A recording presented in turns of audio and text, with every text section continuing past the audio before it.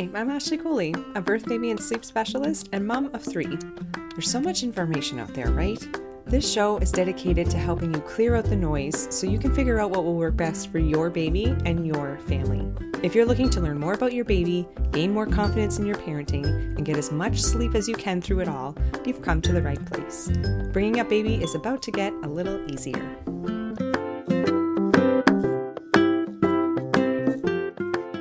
Hello, welcome back to the Bringing Up Baby podcast. Today I am joined with Victoria Cernjak, and she is the toilet training coach. We're so excited to have you here, Victoria, because I get asked a lot about toilet training, and unfortunately the only experience I have with that is working with my own kids, and well, they're 3 different stories on their own, but not enough, I feel, to really give some sound advice. So I'm really glad you're here today to talk to us about some toilet training stuff. Excited to be here. So would you mind sharing with us what your experience is with the toilet training world? Yeah, sure. So I'm an occupational therapist by trade.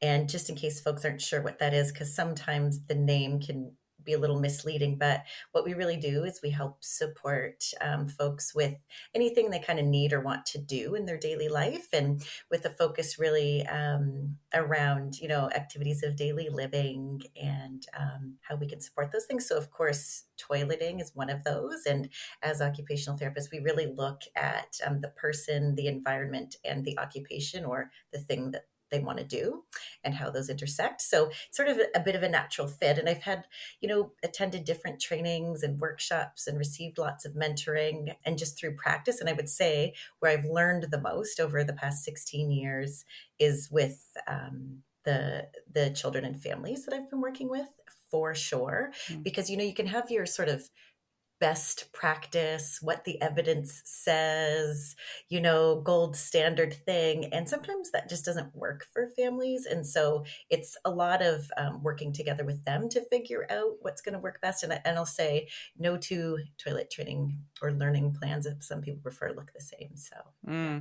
I mean, I know it can be said too for sleep consulting as well. There are some generalities you can make, and some things will work for lots of children, but definitely having that kind of tailored approach is definitely where it's at, I think, especially for something like this. So Absolutely. amazing. Yeah. So let's dive in. What are the signs? This is a big question from the get-go, because I work a lot with families that are starting their families or have young children. What are the signs of readiness to look for? How do we know that they're ready to actually learn this skill? This is the question. So, what I'll say is a few things about this. So, depending on where you look, so, Google can be a great resource at times, or who you speak with, other families, what books you read, you're going to see all kinds of variety of things, which indicates that a child is ready. And what we know is the evidence doesn't really support that certain things need to happen, right? I mean, in different cultures across the world, folks are doing toilet training in different ways and starting from as early as a few months old.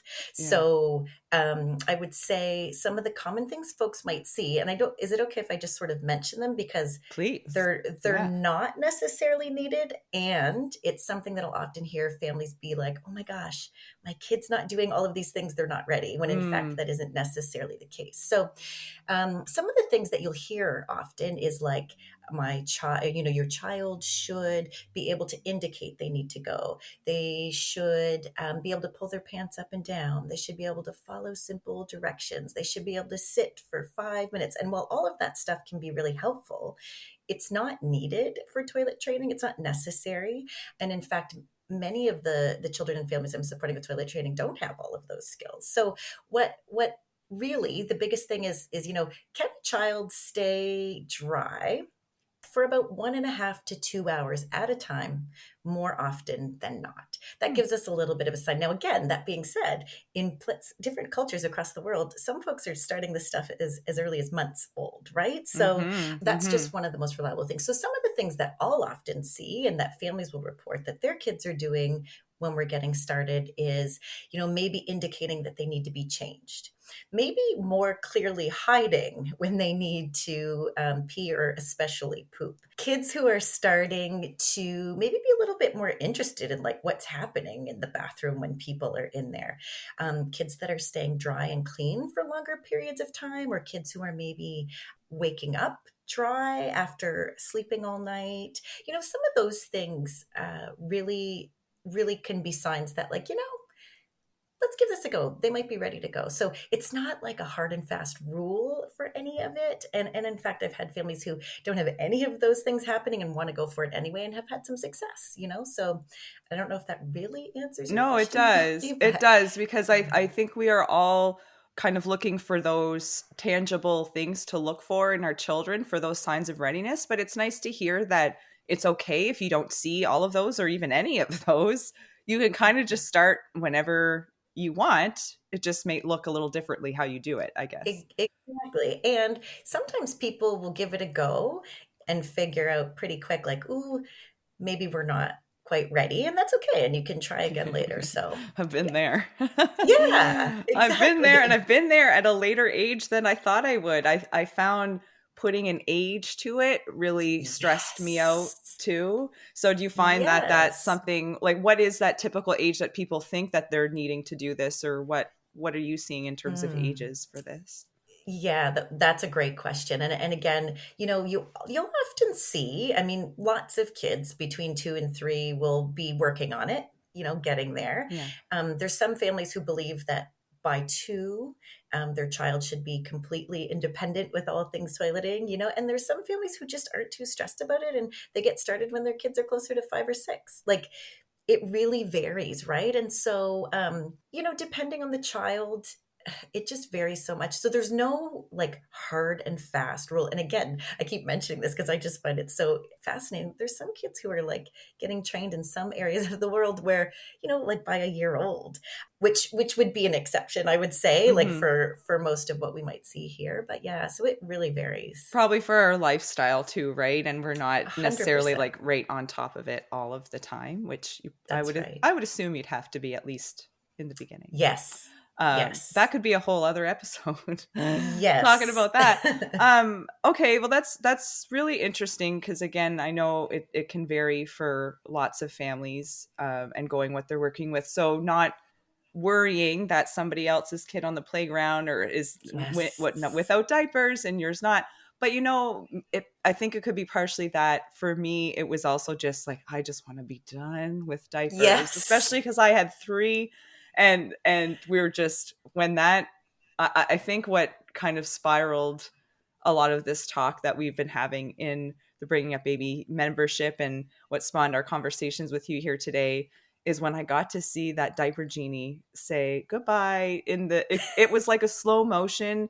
The the garbage man, we had to put it in the garbage. Unfortunately, we couldn't save it to send to somebody because we used it for a long time and it was not in good Yes. shape. So I just watched it. It's like I looked out the window at the exact right moment and I watched him just pick it up in slow motion and put it in there. And I just like cheers with my tea, but it was a That's glorious moment. yes. So we're That's a looking big for day. that. It is a big day, but I think we can sometimes get anxious to looking for those signs to start this or want to start it. And there's stuff to unpack there. So what are when we are starting the training experience, what Mm. are there some like really common issues that you find parents or families are running into when this is all starting out, and what could those be? Yeah, absolutely. And one of them, for some families, is one of the things you just mentioned. Like, I want to get this phase and stage over with. Like, let's get this milestone met, Yeah. So sometimes it's that. And I would say, so some of the things that families start noticing is that, or some of the challenges might be determining if their child is ready and like wanting to have some conversation around how do I even know when they're ready. Some of them, it's they're working on it and they're having some success, but maybe their child stopped wanting to go in the toilet, or maybe their child's not wanting to sit on the toilet, but they're indicating that they need to go or need to change, or it's really clear if they have to poop or if they are pooping. Kids, sometimes families, when their children are holding their poop, Mm. a lot. Like that's a big one that I would say happens. And there's normal variations of like anywhere between 1 and 3 days, once a day or once every 3 days, right? Which Mm-hmm. can be normal. But Mm-hmm. and then some kids will hold their poop for a really long time, and so families want to get some support around that.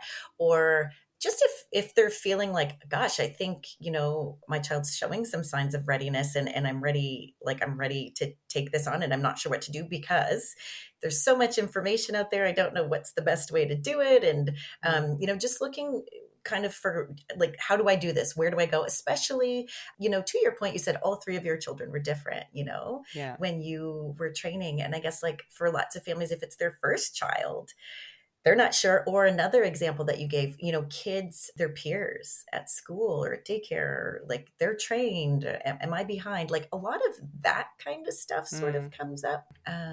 Yeah. So a lot of it's in our head. And Yeah. and then a lot of it has to do with poop. Yes. Yes. So Yes. interesting. No, but why is pooping that much more challenging? I come with the Yes. assumption that it's because it's like it used to just kind of stick and stay there, and now it's I mean, I was going to say TMI, but you can tell by the No, title of it's this not. Hey, episode, it is not for this. But, nothing. is that part of it? Is it that it's actually like leaving and like not touching their body anymore? So it's like, where did it go or whatever? They're, This is like one of my favorite things to talk about. And it's such a good question because it varies again, like yeah.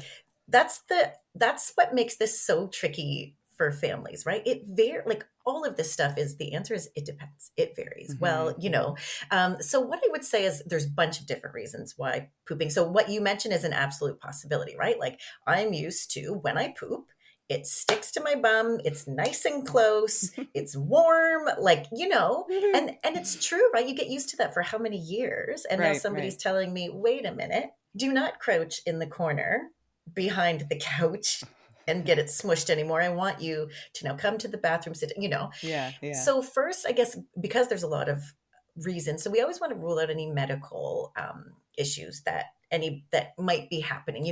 If there seems to be something happening, especially with like constipation or lots of diarrhea or something. So you always want to make sure that they've ruled anything out with family physician Hmm. or pediatrician. We want to think about diet too, as it relates to constipation and diarrhea, really, right? So one of the things that sometimes I'll suggest parents look at, if they're not too worried medically, but they're still trying to figure out what story the poop is telling, because the poop will tell a story, right? So Oh, yeah. I often I'll often direct families to the Bristol stool chart. And what that is it shows a picture of the 7 different types of poop. And the lower numbers, and they're numbered 1 to 7. So the lower numbers are closer to the constipation side of things. The higher numbers are closer to the diarrhea side of things. And we want to be somewhere in the middle, ideally, Hmm. for the most part, knowing there's going to be variation. So that can tell a story, right? That can tell us maybe we need some more fiber, or maybe we need a little more hydration, or sometimes we do more fiber without more hydration, and then we get constipated, or anyway. Mm. So looking at that, considering if there's ever been a bout of diarrhea or constipation, because sometimes that can create holding because it's been an experience that's been really uncomfortable, and kids are like, no thank you, Right. like any of us, right? Yeah, I would yeah. like to avoid that. Not wanting to poop outside of the home, even if you are pooping in a toilet. Looking at positioning. So when you think, again, when children start pooping, it's often like in a squatted position, or some of them do bent over, kind of forward fold almost, Hmm. in closets, behind furniture, in the bedroom.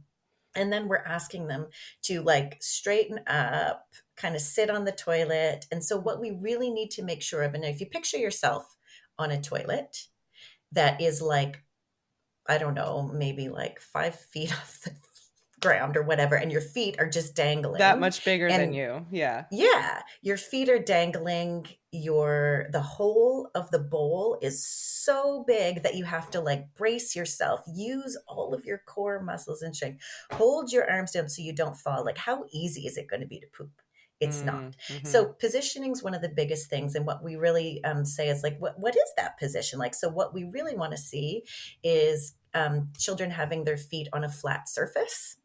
That can be like old phone books taped together. It can be textbooks. It can be a stool. It doesn't matter. It can be container turned upside down, Mm-hmm. whatever. And to make sure that their feet are flat on the ground. And then a reducer ring. And what that is one of the little rings that you can put in the inside the seat of your own toilet just to make the hole a bit smaller. So what those two things do is it creates great position.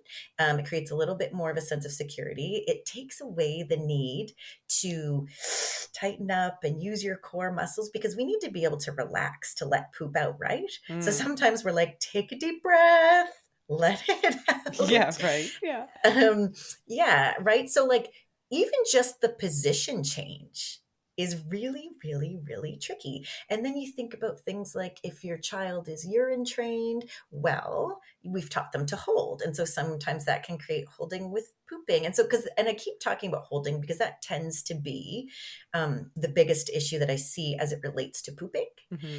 And so there's a lot of that variety of things, or like, I don't, maybe they're okay with a different position, but maybe pooping in the bathroom is really strange because I don't do that. Like I poop in my squatted position behind the couch or whatever, Right. wherever it is.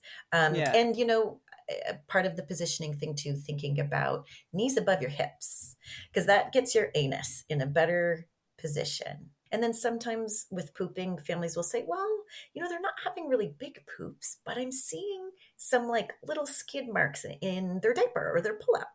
And Mm. sometimes what can happen is if kids are constipated, so you just want to make sure they're not, you could still have some poop leak around the constipated poop that's in there that can look like they're still maybe pooping a little bit, but maybe they're still blocked. So just kind of Yeah. ruling Yeah. out some of that stuff and thinking through Okay. that. And yeah, does that answer the question? Absolutely. Okay. Yeah. No, it's interesting. And the positioning makes sense because I feel like over the years, that's what we've been hearing for adults too, is that positioning on the Yes, toilet makes a difference. it Um, does. and with pelvic floor, and I just hearing more about that. So that makes absolute sense. With that being said, we are talking about toilet training. What are your thoughts on the potties? Because is that Mm, helpful for the position? Is mhm. that going to make it harder to go to the toilet later? Do you have an opinion on that? Yeah, so that's a really great question. And so the evidence doesn't necessarily show a big difference if you start with a potty or not. And what I would say in my experience, it depends on the again, that should just be the answer Right. to all the right. It Just depends number one, depends on the e- child. Yeah. 100%. Yeah. So if anybody out there is listening thinking, "Oh my gosh, this is helpful because of that." It's true. It really depends. Yeah. So I would say, that's what the evidence is. Now, depending on the child, for some children, it might mean, okay, the convenience of the potty is great. You can have that anywhere. Maybe it's easier to have it in front of the television and they're more likely to go or where they're playing or whatever, right? And it's a closer location. You can bring it anywhere. I've had families go on road trips and they pack up their potties so that they're pulling over to have regular breaks and things. Yeah, we So have a car potty. yeah, We still do. Yeah, yeah. absolutely. So, and it's convenient. So I guess what I would say is it's not that it's bad. It's just that for some children, if you learn on a potty, it doesn't, it's not certain. Like it's not a for sure thing that they're going to automatically generalize those skills to the regular size toilet. So what that might mean is you're training on the potty and then you're training again on the toilet. On the other hand, sometimes you get the potties that have the reducer ring kind of built in and you can kind of move that ring around. Like, there can be some parts of that. And sometimes there's a footstool. They can turn into like a footstool, so you can kind of use it Yeah, for some different things. continuity there. Yeah. Yeah. So I guess I would say it depends. Like it's not that it's wrong or bad. And again, I don't think the research really shows a big difference. And it depends on the child. And some children who have different diagnoses, perhaps, like who might have a trickier time learning something one way and then automatically generalizing that to another way of doing it. Like it can be trickier for kids like Mm. that. Or even kids, there's, I Right, mean, there's right. kids who don't have diagnoses at all that are a little bit that find it a bit trickier to just learn something in one way and automatically do it, like me as an adult. I'm the same. There's certain things I learn, Sure, and sure. unless it's the same way, I might not get it right away. So does that kind of Yeah. answer that? Absolutely. I think, and I totally understand because again, in the world that I work in, well, we work with babies, we work with kids, we work with humans. Yes. So it's not the same for Yes. everybody. And so while that could bring some comfort, I think the other things you're saying could bring comfort as well. If somebody's having trouble with toilet training because they've been doing well on the potty, but now they're not on the toilet Yes. or whatever, we can at least kind of put it together of maybe there's a reason why, but it's still workable Totally. uh, Yes. to work through Yeah. that. And I love that Yeah. point. And that's exactly it. At least we know that it's possible. Your child is trained, like they've got all the steps. And I always say that, like, toilet training isn't just about releasing your pee and your poop into the toilet. It's a whole routine. It's positions. It's like what I'm familiar with. It's getting comfortable with it. Like there are so many things, and elimination in the toilet is a big part of it. It's not the only part. Yeah. They also generally like a lot of Yes. company in there, Yes. if you haven't Yes. noticed. It's Yeah, definitely more common that the children I'm supporting and their caregivers, like, they want to be all together in the bathroom versus not, for sure. Yeah. it's a family Yes. affair. Absolutely. I have a question around having, I'm going to quote here, Mm. accidents. So if there's an accident that happens, so let's say maybe there's been a Mhm. regression. So there's been some potty training happening. It's been going really well, but now there's accidents kind of happening. Maybe that's all of a sudden, or maybe we can't pinpoint what it is. Maybe we can. I don't know. But is there a particular way to react or treat these, or maybe something you want to avoid when doing that because you don't want to like scare them into not going? So, what do you have any tips around that? Yeah, you kind of already answered all of it. So yeah, I would Oh, say you got lots of good things in there. So what I would say about mhm. that is a few things. So regression is normal. It is so normal that after a child has been potty trained or toilet trained or done their toilet learning, whichever term you prefer, that they slide back a little bit, right? When you think about it, like what do children have control of in their lives? What goes into their body and what comes out, really, right? And Yeah, so there yeah. can be a variety of different reasons why that's happening. So, kind of ruling out, again, if they're ruling out any medical thing, like sometimes a urinary tract infection, for example, could be something that happens and you might see more accidents or something like that. So you just want to make sure, and not Mhm. to get all panicked and stressed about it, but just if you have any questions at all, you just want to rule something like that out and thinking about, like, have there been any changes lately? Like if you're trying to figure it out. But at the end of the day, really, like, this is going to happen. Accidents, as I like when you said accidents, um, Mhm. with the air quotes. They're going to happen. It's part of training. What we don't want to do is punish a child when they've had an accident. We don't want to shame them or embarrass them. And sometimes that can happen inadvertently, or, like, children know, right? Oftentimes what's expected, and they're doing their best to Mhm. make it happen, right? They're Mhm. learning like anything else. So Mhm.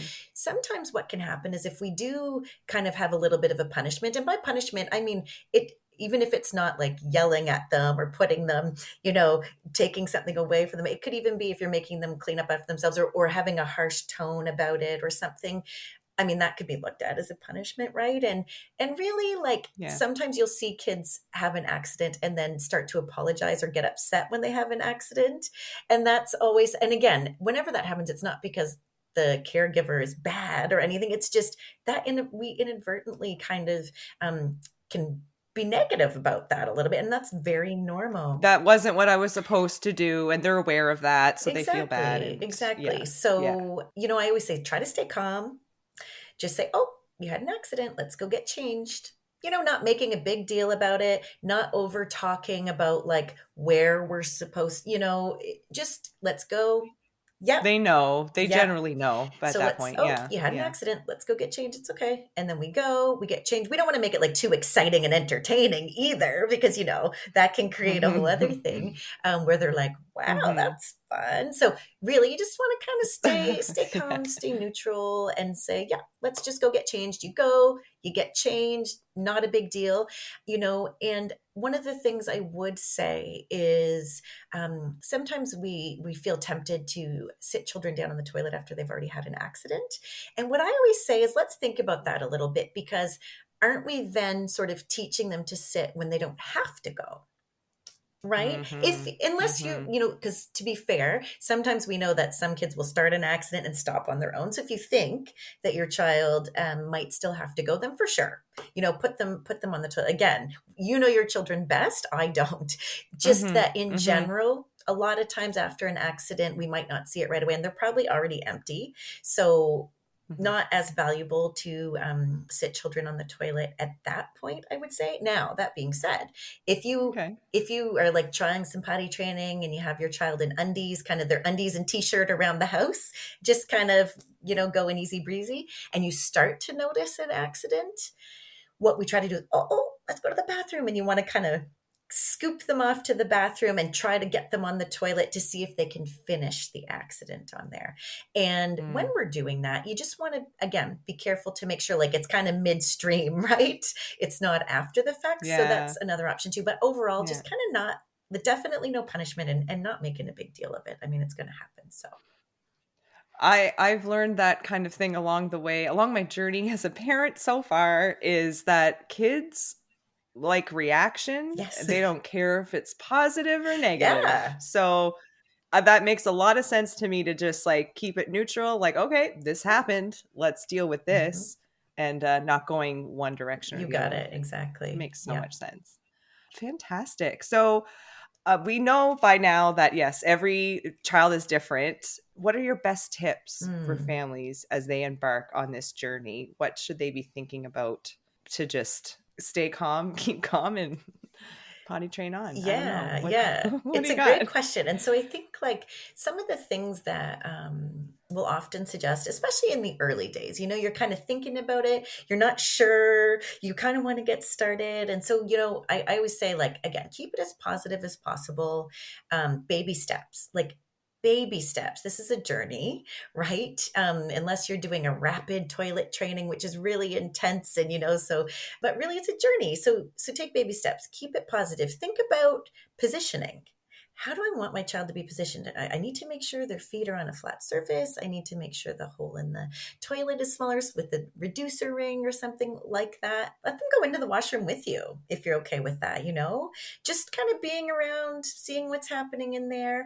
You want to think about a bit of reinforcement. So if my child does pee or poop on the toilet, what's something special that they might get access to for that? And that's up to individual families to decide what that is. But and it's not forever, and children Hmm. do learn these skills. They move past needing any kind of a reinforcer, and it's just it's really hard to find a natural reinforcer unless children love to flush the toilet. Then that's exciting after you go. Yeah, um, yeah. I say, buy lots of undies, lots and lots of undies, and get prepared to do some washing out of those. I also say, when possible, to start changing in the washroom and standing.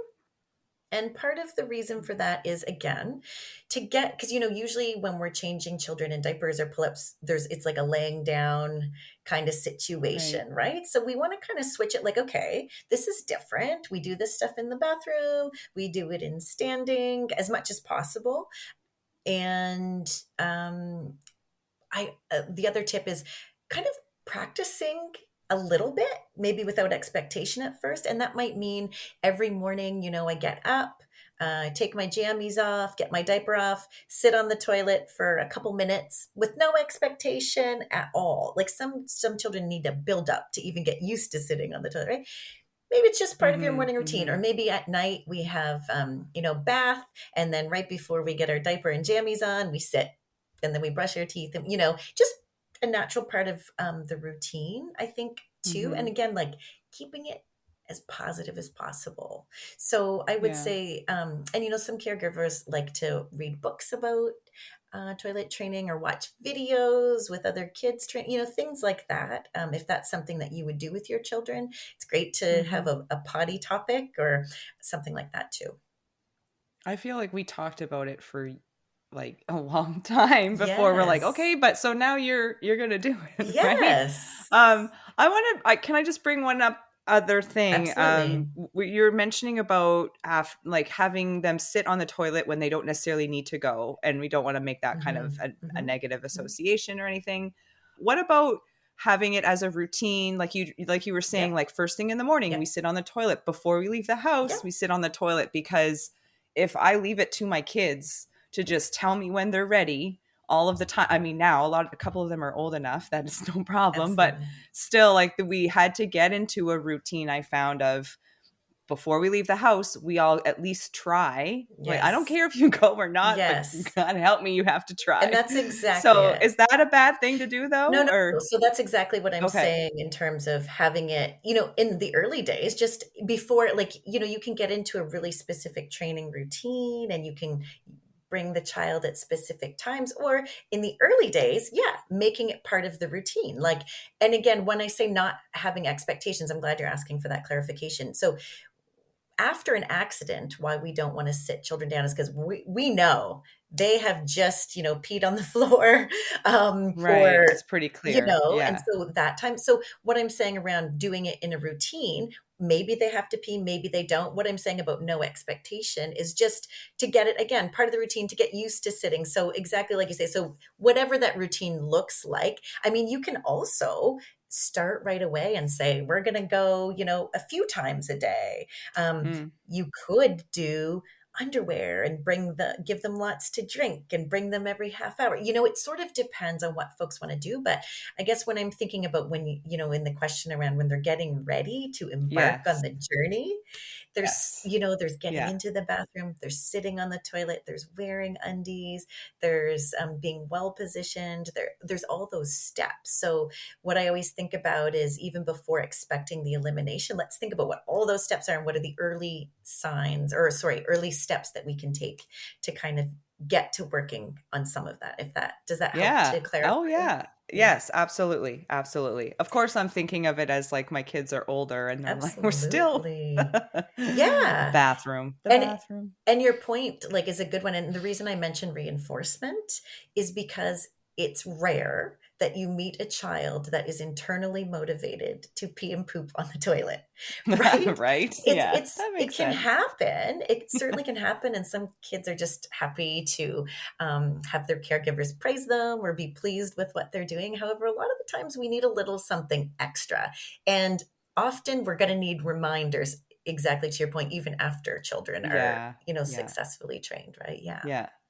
Oh, good. Well, I think a lot of that's, I hope, well, I do think it sounds really reassuring, and I'm sure it will be for parents to know that there's this a wide variation of normal, if we want to use that word. I can quote that one too.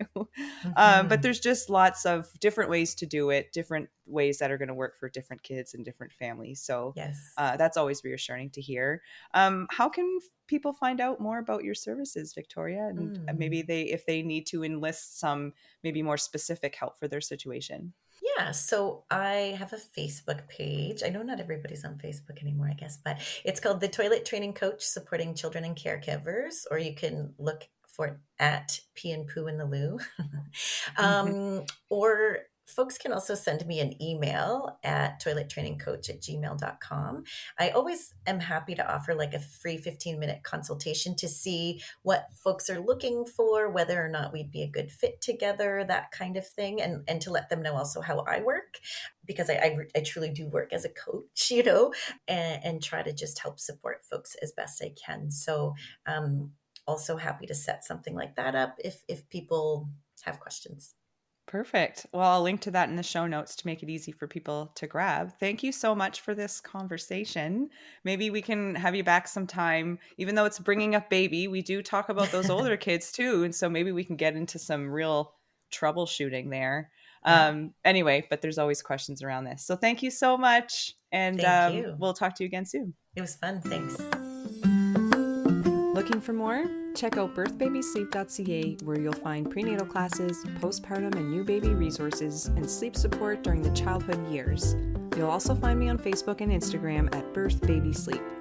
It would be awesome if you followed us wherever you listen to podcasts, and if you can, leave a review or a rating, which goes a long way for helping others to find us. That's all for now. I'm Ashley Cooley, and we'll see you back here next time.